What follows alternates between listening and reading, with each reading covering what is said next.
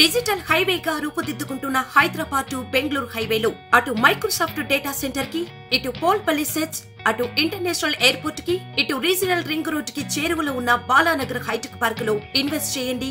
భవిష్యత్తు బంగారుమయం చేసుకోండి. Contact number 8500155255. ఇది ఒక బ్రహ్మాండమైన మహిళా ఉచిత ప్రయాణం ఆర్టీ బస్సులో అనేది ఒక స్కీమ్ గురించి వాళ్ళు చెప్తుంటే నాకు కూడా చాలా సంతోషం అనిపించింది. ఆ పథకం గురించి ఆ మహిళలు చెప్తుంటే నేను ఆ రోజు బస్ కండక్టర్ని అడిగిన, నువ్వు ఇప్పుడు ఎక్కడి నుంచి వస్తున్నావు అని అంటే, అన్నా నేను పడంచేరు నుంచి నిజామాబాద్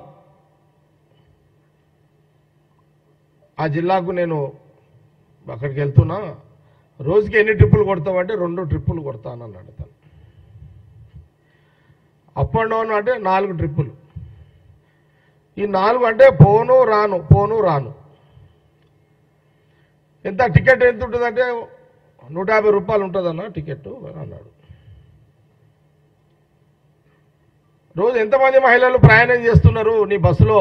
4 పోను రాను 4 ట్రిప్పులు అంటే దాదాపు మహిళలు రోజుకి నా బస్సులో అప్ అండ్ డౌన్ 4 ట్రిప్పులు తీసుకుంటే 400 మంది మహిళలు నా యొక్క బస్సులో ప్రయాణం చేస్తున్నారు అన్న, చాలా సంతోషం అనిపిస్తుంది అని ఆ ఆర్టీసీ కండక్టరు చెప్పడం జరిగింది.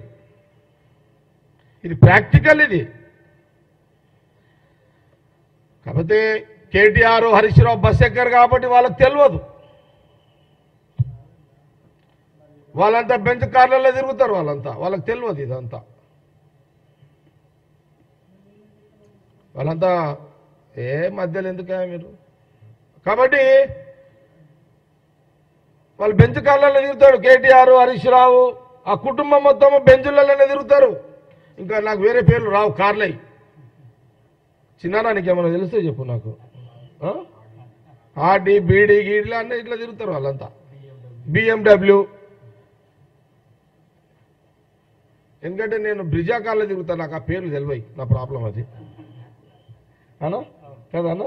నేను ఈ మధ్యలో అయితే ట్యాక్సీ బండ్లో తిరుగుతున్నా, చిన్న బండ్లే. ఈ మధ్యలో అయితే ఆటోలలో కూడా తిరుగుతుంటాను నేను. కేటీఆర్ గారు హరీష్ రావు గారు మీరు బాగా అసెంబ్లీలో రెచ్చిపోతున్నారు. అరే గవర్నమెంట్ వచ్చి ఎంత రోజులైందా? వచ్చిన 10 రోజులకే రేవంత్ రెడ్డి ముఖ్యమంత్రి అసెంబ్లీ పెట్టిండు. మీకేమైనా జ్ఞానం మీకేమైనా ఉందా? మీకేమన్నా 5 ఏళ్ళు నేను సరే బ్యాడ్ లక్, ఇక టైం బాగలేదు. గవర్నమెంట్ వచ్చే టైంకి నేను బయట ఉన్నా, కానీ నేను లోపల ఉంటే ఆడుతుంటే ఆట వీళ్ళతోటి. నేను లోపల ఉంటే నేను టైం బాగుండి నేను ఎమ్మెల్యేగా ఉండుంటే కేటీఆర్ని హరీష్ రావుతో ఆడుకుంటుంటే మంచిగా. అట్లేం లేదు, నాకు తెలుసు వాళ్ళతో ఎట్లా ఆడుకోవాలో. మీరు ఆ బండ్లలో తిరుగుతారు, ఆర్టీసీ యొక్క విలువ మీకు తెలియదు. సోనియా గాంధీ రాహుల్ గాంధీ గారికి తెలుసు ఆ విలువ. ఎందుకంటే వాళ్ళ ఆస్తులు వాళ్ళ చిరాస్తులు అన్నీ కూడా ఆనాడు మహాత్మా గాంధీ కాలం నుంచి తీసుకుంటే నెహ్రూ గారు వాళ్ళ నాయన మోతీలాల్ నెహ్రూ గారు ఉన్న భూములు ఆస్తులు లక్షల కోట్ల ఆస్తులు ఇండిపెండెన్స్ కోసం ఇచ్చేసిన చరిత్ర వాళ్ళది. వాళ్ళకి తెలుసు ఆర్టీసీ బస్సు విలువ ఏందో వాళ్ళకి తెలుసు. సోనియా గాంధీ గారికి రాహుల్ గాంధీ గారికి తెలుసు. కేసీఆర్ కుటుంబానికి తెలియకపోవచ్చు.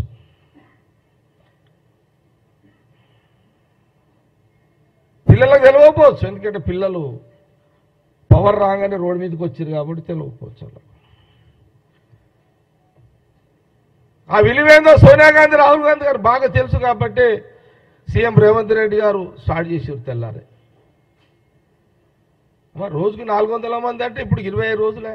ఒక్క బస్సు 4 ట్రిప్పులు అంటే లెక్క చేయండి ఒకసారి. ఎవరు ఇప్పటివరకు తిరిగింది ఎంత తెలంగాణలో? చిన్న 6.5 కోట్లు. 6.5 కోట్ల మంది మెడిసాయి. 6.5 కోట్ల మంది ఈరోజు మహిళలు తెలంగాణలో తిరిగిరు ఫ్రీగా. దీనికి నువ్వు సవాలా? నేను కేటీఆర్ని హరీష్ రావుని అడుగుతున్నా, మీకు దీని మీద వస్తారా? డిబేట్కి వస్తారా? మీరు ఎప్పుడు అమరవీరుల జ్ఞాపకార్థంగా మీరు వాళ్ళకి ఇచ్చేది ఏం లేదు. అమరవీరుల కుటుంబాలకు కానీ ఆడికి పోతారు, దండం పెడతారు, మీ పని మీరు చేసుకుంటారు.